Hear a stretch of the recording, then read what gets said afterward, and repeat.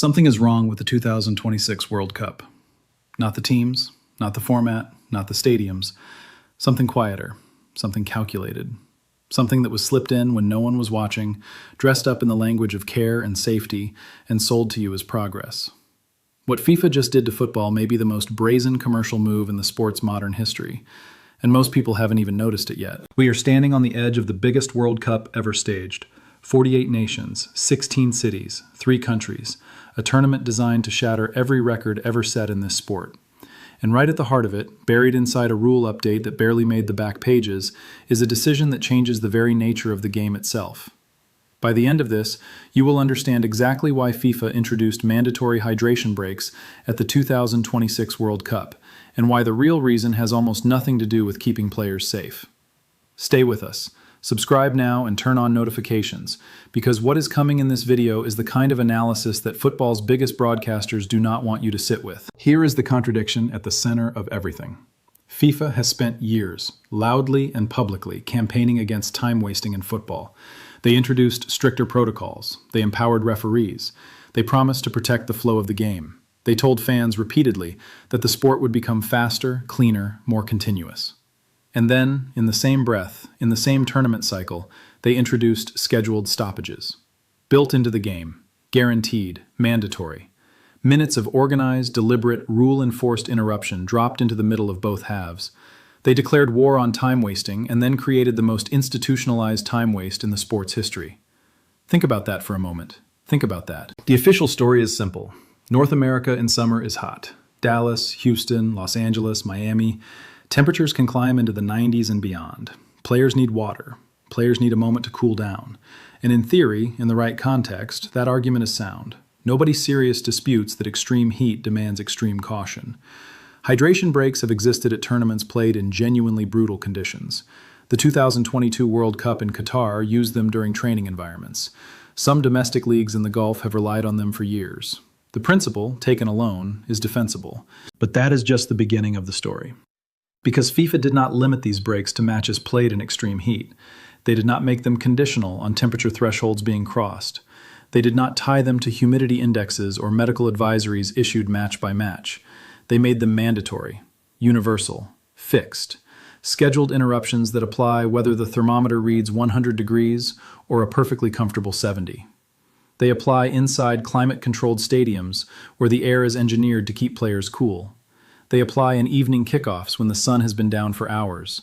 They apply regardless of conditions, regardless of context, regardless of whether a single player on that pitch is at any risk of heat-related illness whatsoever. Mandatory, regardless, every match. And yet FIFA still calls this a player welfare decision. Here is where it changes completely. When you watch what actually happens during these breaks, when you stop listening to what FIFA says and start watching what the cameras show, a very different picture emerges. The referee blows the whistle. Players slow to a stop. Staff appear on the touchlines with water bottles and tactical boards. And on your television screen, depending on which broadcaster you are watching, something specific happens. Fox Sports cuts to a full-screen commercial. Not a lower third graphic. Not a picture-in-picture. A complete, uninterrupted, full commercial break. 30 seconds. 60 seconds. Sometimes longer. A packaged advertising slot dropped perfectly into a gap that FIFA has guaranteed will exist in every single match of this tournament. Pull back further, and the picture grows darker. Fox Sports paid more than $400 million to secure broadcast rights for the 2026 World Cup in the United States alone. That is an extraordinary sum. That is a number that demands return. And the traditional challenge of monetizing live football for American broadcasters has always been the same. Football does not stop. Unlike American football, unlike basketball, unlike baseball, the game flows. 90 minutes with one halftime break. No timeouts, no commercial windows built into the structure of the sport. For a network trying to sell advertising against continuous action, that has always been a problem. The hydration break solves that problem. It does not solve it occasionally or in certain conditions or when the temperature demands it. It solves it in every match. Guaranteed, reliable, sellable.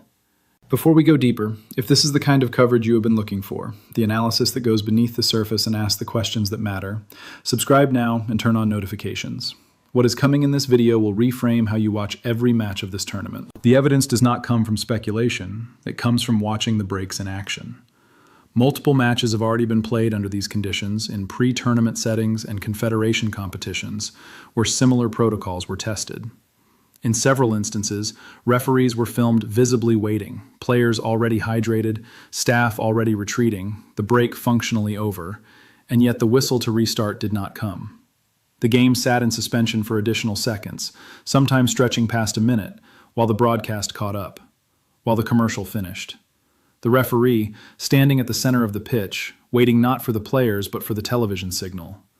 A football match paused for an advertisement. Some broadcasters refused.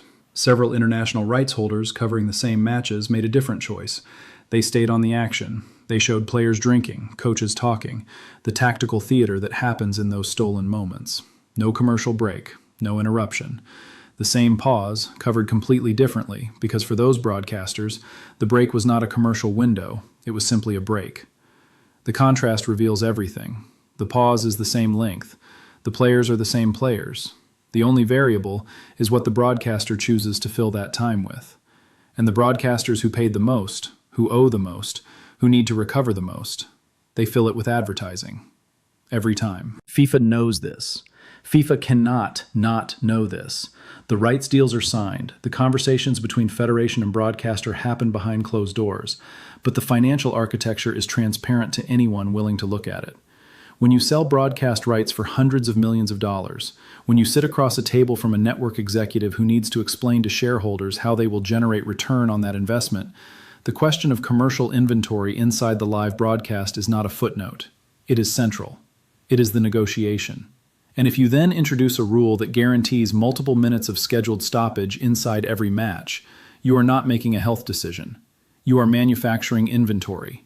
You are creating product. You are building a commercial break into the sport and then calling it welfare. The contradiction is not subtle once you see it. This is a federation that has publicly and repeatedly committed to protecting the beautiful game from exactly this kind of commercialization.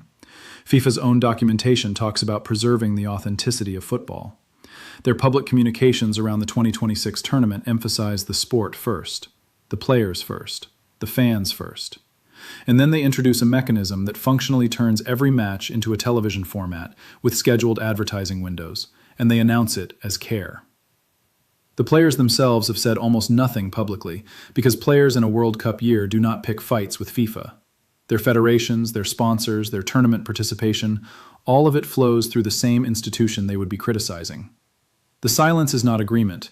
It is the silence of people who understand how power works in this sport. And the fans, the people who saved money for years to be in those stadiums, who flew across the world to watch football live, they get the least consideration of anyone in this equation. They do not get the commercial. The advertisement is not for them. The break is not serving them. They stand in the heat or sit in the climate-controlled bowl, watching nothing happen, waiting for a television broadcast to finish a segment that they cannot see, for a revenue stream that does not benefit them, mandated by a governing body that claims to act in their interest. What does this reveal about where football is going? That is the real question. Because this is not an isolated decision. This is a pattern. Football has been drifting toward the television product model for years. Kickoff times restructured around European broadcast windows. Tournament formats expanded not because more teams deserve inclusion, but because more matches generate more rights revenue.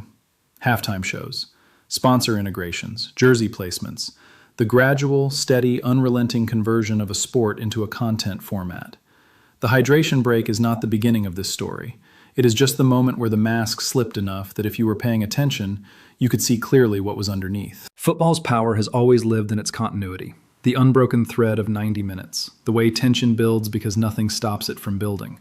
The reason a goal in the 89th minute hits differently than in any other sport is because every second before it was uninterrupted accumulation. You take that away and you take something essential. You insert a commercial window and you fracture the rhythm that makes the sport what it is. You cannot do that for safety reasons and simultaneously apply it in climate-controlled stadiums on cool evenings. The safety argument collapses under its own conditions. So what are we left with?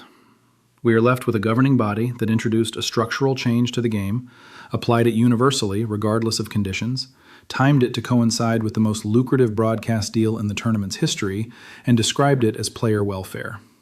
We are left with referees waiting for television signals before restarting matches.